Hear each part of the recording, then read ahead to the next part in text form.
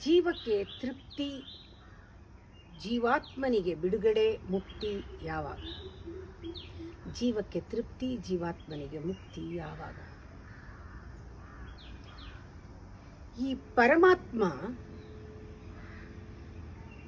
ಸರ್ವಾಂತರ್ಯಾಮಿಯಾಗಿ ನಮ್ಮೆಲ್ಲರ ಹೃದಯದಲ್ಲೂ ಅಂತರಾಳದಲ್ಲೂ ಆತ್ಮಸ್ವರೂಪದಲ್ಲಿ ಒಂದು ದೀಪವಾಗಿ ನಿರಂತರವಾಗಿ ಬೆಳಕನ್ನು ಕೊಡ್ತಾ ಸ್ವಯಂ ಜ್ಯೋತಿಯಾಗಿ ಬೆಳಗ್ತಾ ಇದ್ದಾನೆ ಪರಮಾತ್ಮ ಎಲ್ಲರಲ್ಲೂ ಎಲ್ಲದರಲ್ಲೂ.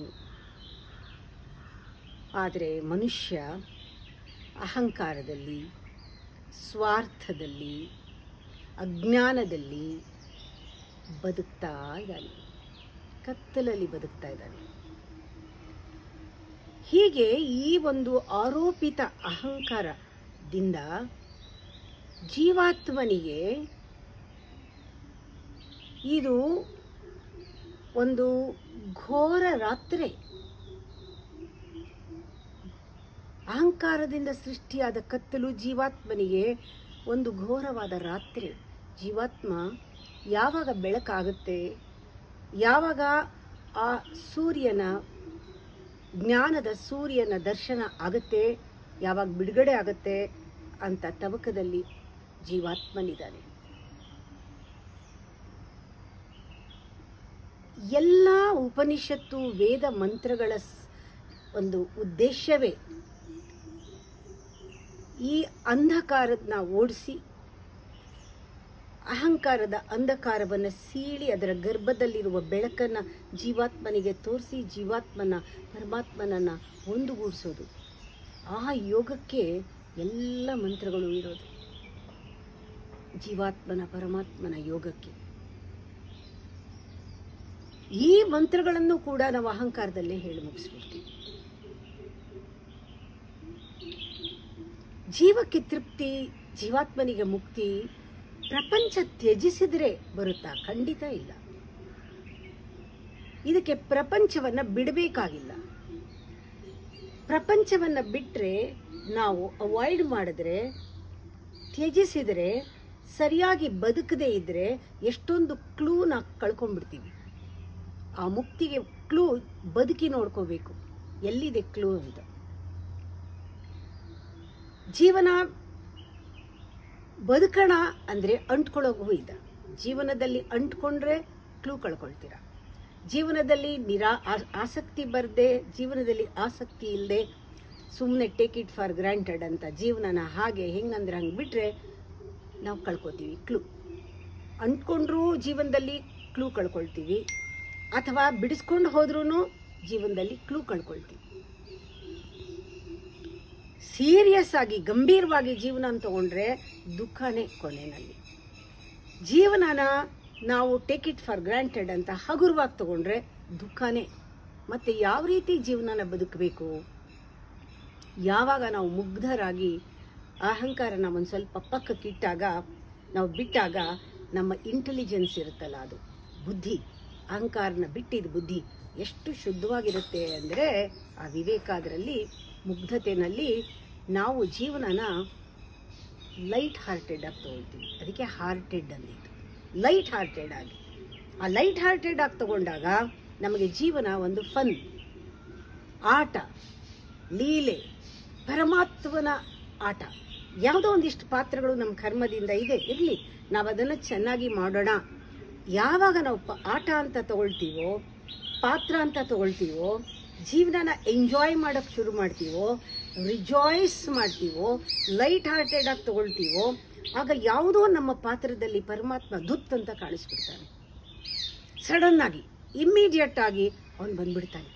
ಯಾಕೆಂದರೆ ಆ ಪರಮಾತ್ಮ ಅನ್ನೋ ಸ್ವಭಾವವೇ ಯಾವಾಗ್ಲೂ ಕೈ ಚಾಚಿ ನಮ್ಮನ್ನೆಲ್ಲರನ್ನೂ ಕರೆದು ಬಾಚಿ ತಬ್ಕೊಳ್ಳುವಂತಹ ಆ ಒಂದು ತಾಯಿ ತಂದೆಯ ಸ್ವರೂಪ.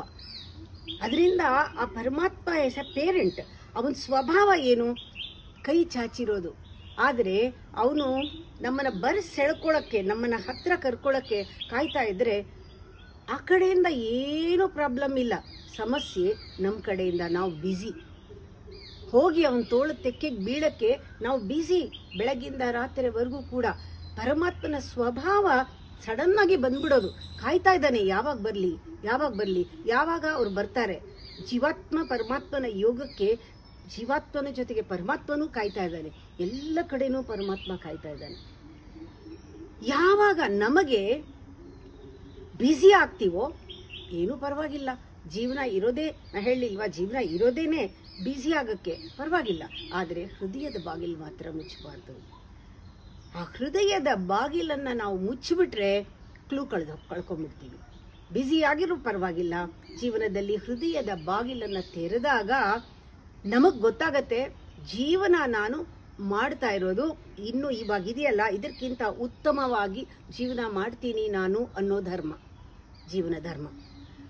ನಾನು ಜೀವನನ ಬದುಕಿ ಕಲಿತೀನಿ, ಬದುಕುವುದನ್ನು ಕಲಿಯಿರಿ ಅಂತಿದೆ ಒಂದು ಬುಕ್, ಬಹಳ ಚೆನ್ನಾಗಿದೆ. ಬದುಕಿ ನಾನು ಕಲಿತೀನಿ, ಬದುಕೋದನ್ನ ಕಲಿತೀನಿ, ನಾನು ನನ್ನ ಜೀವನನ ಎನ್ಹ್ಯಾನ್ಸ್ ಮಾಡ್ಕೊಳ್ತೀನಿ, ನನ್ನ ಜೀವನ ಬದುಕಿ ಕ್ರಿಯೇಟಿವ್ ಆಗಿ ಮಾಡ್ಕೊಳ್ತೀನಿ, ಬ್ಯೂಟಿಫುಲ್ ಆಗಿ ಮಾಡ್ಕೊಳ್ತೀನಿ ಅಂತ ಜೀವನದಲ್ಲಿ ಒಂದು ಚಾಲೆಂಜ್ ಬಂದು ಒಂದು ಅಡ್ವೆಂಚರ್ ತರ ತಗೊಂಡ್ಬಿಟ್ರೆ ಈ ಆಟನ ಪರಮಾತ್ಮನೇ ಭೇಷ್ ಅನ್ಬಿಡ್ಬೇಕು. ನಮ್ಮನ್ನು ನೋಡಿ ಪರಮಾತ್ಮನಿಗೆ ಅಯ್ಯೋ ನಾನು ಕಾಯೋದು ಬೇಡ, ಅಲ್ಲೇನೋ ನಡೀತಾ ಇದೆ, ನಂದೇ ಸೇವೆ ನಡೀತಾ ಇದೆ, ನಾನು ಹೊರಟೋಗೋಣ ಅಂತ. ಸ್ವರ್ಗಕ್ಕೆ ಕಿಚ್ಚು ಹಚ್ಚೆಂದ ಸರ್ವಜ್ಞ ಅಂತ ಇದೆ.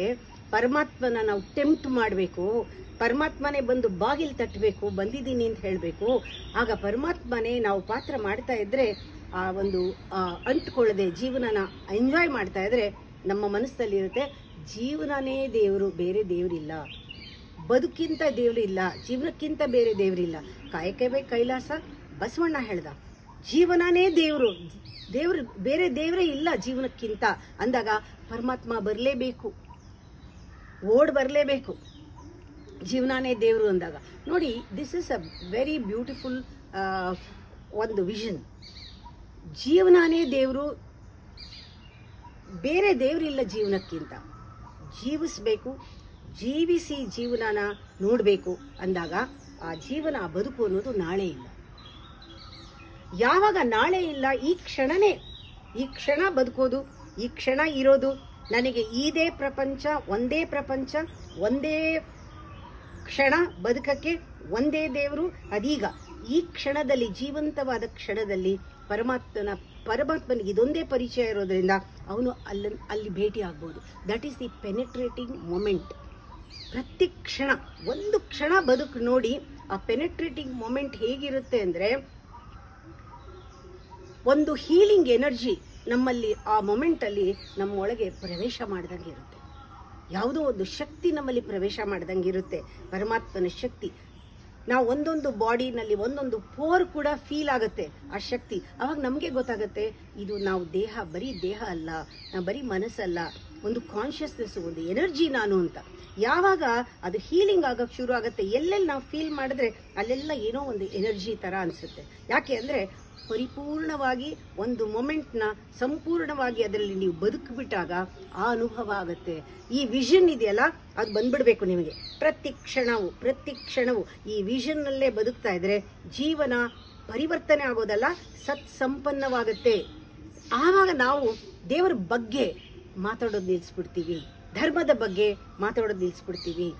ನಾವು ಎಲ್ಲವನ್ನು ಸ್ಪಿರಿಚುವಲ್ ಗಾಸಿಪ್ ಮಾಡ್ಕೊಂಡಿದ್ದೀವಿ, ಎಲ್ಲ ಸ್ಟಾಪ್ ಆಗೋಗುತ್ತೆ. ನಾವು ಬದುಕೋದಕ್ಕೆ ಶುರು ಮಾಡಿಬಿಡ್ತೀವಿ. ಯಾವಾಗ ಆ ಥರ ಬದುಕ್ತೀವಿ, ನಾವು ಕೇಂದ್ರದಲ್ಲಿ ಧ್ಯಾನದಲ್ಲಿ ಇರ್ತೀವಿ, ಪೆರಿಫೆರಿನಲ್ಲಿ ಪರಿಧಿಯಲ್ಲಿ ಆಟ ಆಡ್ತಾ ಇರ್ತೀವಿ. ಕೇಂದ್ರದಲ್ಲಿ ಬುದ್ಧ ಆಗಿರ್ತೀವಿ, ಪೆರಿಫೆರಿನಲ್ಲಿ ನಮ್ಮ ಪಾತ್ರಗಳನ್ನ ತಗೊಂಡು ಆ ಸತ್ಪಾತ್ರದಲ್ಲಿ ಕೃಷ್ಣನ ತರ ಆ ಒಂದು ಕಂಪ್ಯಾಷನ್ ಇಂದ, ಪ್ರೀತಿಯಿಂದ ಆಟ ಆಡ್ತಿರ್ತೀವಿ. ಒಳಗಡೆ ಧ್ಯಾನ, ಹೊರಗಡೆ ಆಟ. ಒಳಗಡೆ ನಾನು ಯಾರು ಅಲ್ಲ, ಹೊರಗಡೆ ನಾನು ಎಲ್ಲರೂ ಆಗಿದ್ದೀನಿ. ಇಲ್ಲಿ ನಮ್ಮ ಧನ್ಯತೆ ಇದೆಯಲ್ಲ, ಇದೇ ಕೆಲಸ ಮಾಡೋದು. ಧನ್ಯತೆ ಒಂದು ಆರಾಧನೆ ಆಗ್ಬಿಡುತ್ತೆ.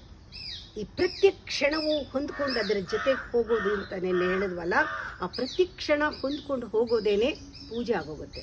ಆ ಒಳಗಡೆ ಆ ಧ್ಯಾನ ಸ್ಥಿತಿಯಿಂದ ಆ ಎನರ್ಜಿ ಅನ್ನೋದು ಆ ಸ್ಪ್ರಿಂಗ್ ತರ ಉಕ್ಕಿ ಬರುತ್ತೆ, ಬಬ್ಲಿಂಗ್ ಎನರ್ಜಿ ಅಂತ.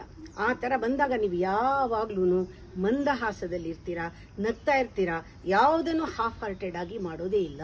ಎಲ್ಲವೂ ಸಂಪೂರ್ಣವಾಗಿ ನಿಮ್ಮಿಂದ ಆಗ್ತಾ ಇರುತ್ತೆ.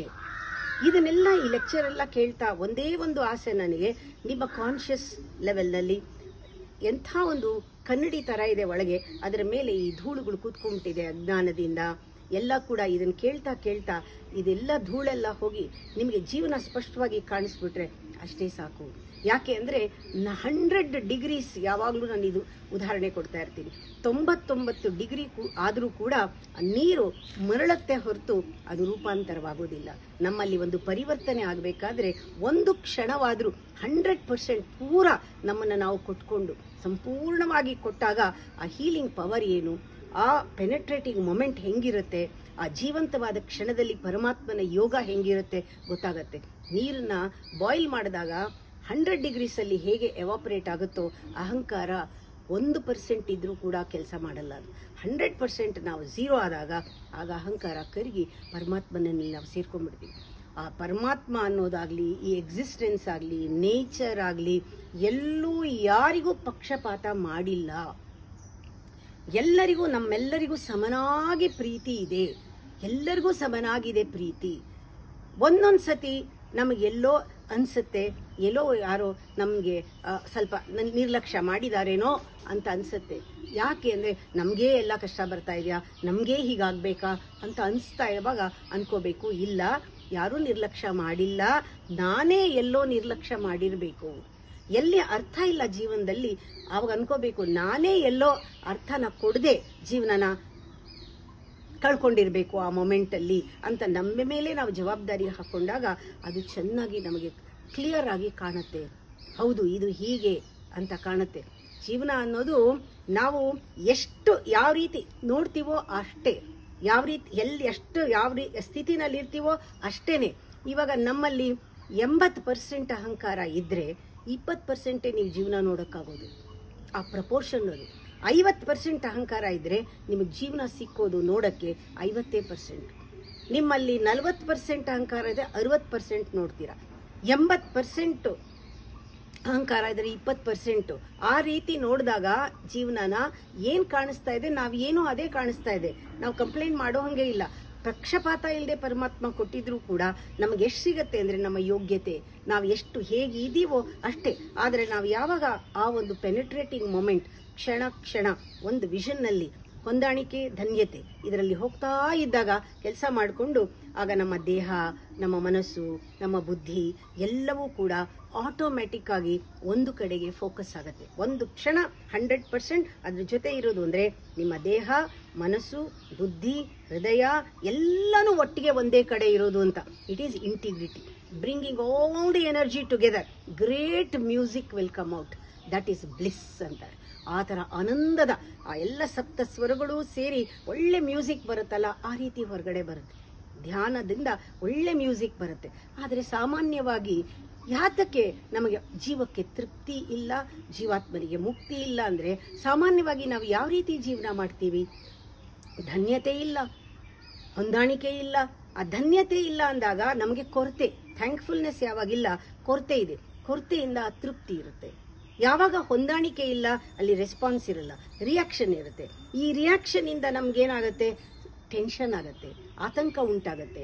ಯಾವಾಗ ಆತಂಕ, ಈ ಅತೃಪ್ತಿ ಎಲ್ಲ ಇದ್ದಾಗ ನಮ್ಮ ಬಾಡಿ ಯಾವಾಗಲೂ ದೇಹ ಬೇಕು ಬೇಕು ಬೇಕು ಬೇಕು ಅಂತ ಕೂಗ್ತಾ ಇದೆ. ದೇಹದಲ್ಲಿ ಬೇಕು ಬೇಕು ಕೂಗು, ಮನಸ್ಸು ಯಾವುದೋ ಒಂದು ನಾನು ಏನೋ ಮಾಡ್ಬಿಡ್ಬೇಕು, ಅಚೀವ್ ಮಾಡ್ಬಿಡ್ಬೇಕು ಅಂತ ಯಾವುದೋ ಗುರಿ ಕಡೆಗೆ ಮನಸ್ಸಿನ ಸೆಳೆತ. ನಮ್ಮ ಹೃದಯದಲ್ಲಿ ಎಷ್ಟೋ ಭಾವನೆಗಳಿದೆ, ಆದರೆ ಅಹಂಕಾರಕ್ಕೆ ನಾವೆಲ್ಲವೂ ಕೂಡ ಬಲಿ ಕೊಟ್ಬಿಟ್ಟಿದ್ದೀವಿ. ನಮ್ಮ ಅಹಂಕಾರ ಅಷ್ಟು ಪವರ್ಫುಲ್ ಆಗಿದೆ, ನಮ್ಮ ಹೃದಯದ ಭಾವನೆ ಹೊರಗಡೆ ಬರಕ್ಕಾಗ್ತಾ ಇಲ್ಲ, ಎಲ್ಲ ಬಲಿಯಾಗಿದೆ. ಆತ್ಮ ಕೂಡ ಬಹಳ ಕುಗ್ಗೋಗಿದೆ. ಹೀಗಿದ್ದಾಗ ಜೀವಕ್ಕೆ ಎಲ್ಲಿಂದ ತೃಪ್ತಿ? ಯಾವ ಹಾಡನ್ನ ಎಂಜಾಯ್ ಮಾಡಕ್ಕಾಗತ್ತೆ? ಯಾವ ಹಾಡು ನಮ್ಮಿಂದ ಹೊರಗೆ ಬರುತ್ತೆ? ನಮ್ಮಿಂದ ಏನು ಮಂತ್ರಗಳನ್ನ ನಾವು ಕೇಳಿ ಎಂಜಾಯ್ ಮಾಡಕ್ ಸಾಧ್ಯನಾ? ಎಲ್ಲ ಮಂತ್ರಗಳು ಡಿಸ್ಟರ್ಬ್ ಆಗುತ್ತೆ, ಮ್ಯೂಸಿಕ್ನಲ್ಲಿ ಅನಾಸಕ್ತಿ ಬರುತ್ತೆ. ಯಾವಾಗ ನಾವು ನಮ್ಮಲ್ಲಿ ಒಂದು ಆರಾಧನೆಯ ಹಾಗೆ, ಆ ಧನ್ಯತೆ ಮತ್ತು ಪೂಜೆಯ ಹಾಗೆ ಆ ಒಂದು ಹೊಂದಾಣಿಕೆ ಇದೆರಡೂ ಬಂದಾಗ ನಮ್ಮ ಜೀವನ ನಿಜವಾಗ್ಲೂ ಕೂಡ ತೃಪ್ತವಾಗತ್ತೆ. ಸಂತೃಪ್ತವಾದಾಗ ಜೀವನ ನಾವು ಮಾಡೋ ರೀತಿ ಇದೆಯಲ್ಲ, ಅದು ದೇವರೇ ಪರಮಾತ್ಮನೇ ಜೀವನ, ಜೀವನವೇ ದೇವರು, ಜೀವನಕ್ಕಿಂತ ಬೇರೆ ದೇವರಿಲ್ಲ. ನಾನು ಜೀವಿಸ್ತೀನಿ, ಆ ಜೀವ ಅನ್ನೋದು ನಾಳೆ ಇಲ್ಲ, ಜೀವಂತವಾದ ಗಳಿಗೆ ಈಗಿದೆ, ನನಗೆ ಈ ಕ್ಷಣದಿಂದ ನಾನು ಬದುಕ್ತೀನಿ ಅಂದಾಗ ಆ ಜೀವಕ್ಕೆ ತೃಪ್ತಿ ಆಗ್ತಾ ಇರುತ್ತೆ, ಬಿಡುಗಡೆನೂ ಕೂಡ ಜೀವನಕ್ಕೆ ಆಗತ್ತೆ. ಇದನ್ನು ನಾವು ಪರಿಪಾಲನೆ ಮಾಡೋಣ, ನಮ್ಮ ಜೀವನನ ರೂಪಿಸ್ಕೊಂಡು ಹೋಗೋಣ.